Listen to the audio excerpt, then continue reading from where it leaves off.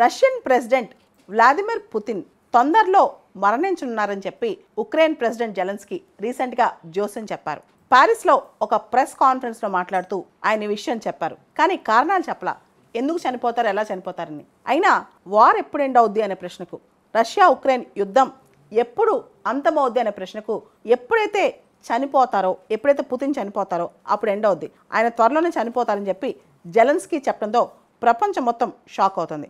అసలు ఎందుకు జెలెన్స్కీ మాట చెప్పారు? ఆయన ఖచ్చితంగా రష్యన్ ప్రెసిడెంట్ పుతిన్ యొక్క హెల్త్ కండిషన్ దృష్టిలో పెట్టుకుని చెప్పినట్టు అర్థమవుతుంది. పుతిన్కి క్యాన్సర్ ఉందని, లేదా పుతిన్కి పార్కిన్సన్ డిసీజ్ ఉందని, రీసెంట్గా కూడా ఆయనకు ఒక స్ట్రోక్ వచ్చిందని రకరకాల రూమర్స్ పుతిన్ చుట్టూ తిరుగుతున్నాయి. అయితే జెలెన్స్కీ చెప్పిన మాట అసలు నిజమవుతుందా? జెలెన్స్కీ వయసు 45 సంవత్సరాలు, అదే పుతిన్ వయసు 72 సంవత్సరాలు. పుతిన్ వాళ్ళ తాత 86 ఏళ్ళు బతికాడు, తండ్రి 88 ఏళ్ళు బతికాడు.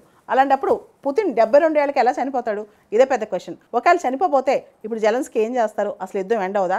చాలా మంది క్రిటిక్స్ ఈ మాట మాట్లాడుతున్నారనమాట. యాక్చువల్లీ రష్యాకు సంబంధించి అయితే ఒకప్పుడు 1952లో పుతిన్ పుట్టారు. అప్పటి నుంచి ఇప్పుడు వరకు చూసుకుంటే చాలా మంది పుతిన్ సమకాలీకులు ఎవరైతే అక్కడ ఉన్నారో వాళ్ళందరూ చాలా మంది చనిపోయారు. కానీ పుతిన్ ఖచ్చితంగా రష్యన్ మెడికల్ సర్వీసెస్ ఎంత కాస్ట్లీ అయినా సరే ఆయన బతికే అవకాశం ఉంది, ఆయనకి అంత సెక్యూరిటీ ఉంది, అంత మెడికల్ సర్వీసెస్ ఆయనకి అందుబాటులో ఉన్నాయి. లైఫ్ లాంగెవిటీ ఎలా పెంచుకోవాలో పుతిన్కి బాగా తెలుసు అని చెప్పి చాలా మంది వ్యాఖ్యానిస్తున్నారు.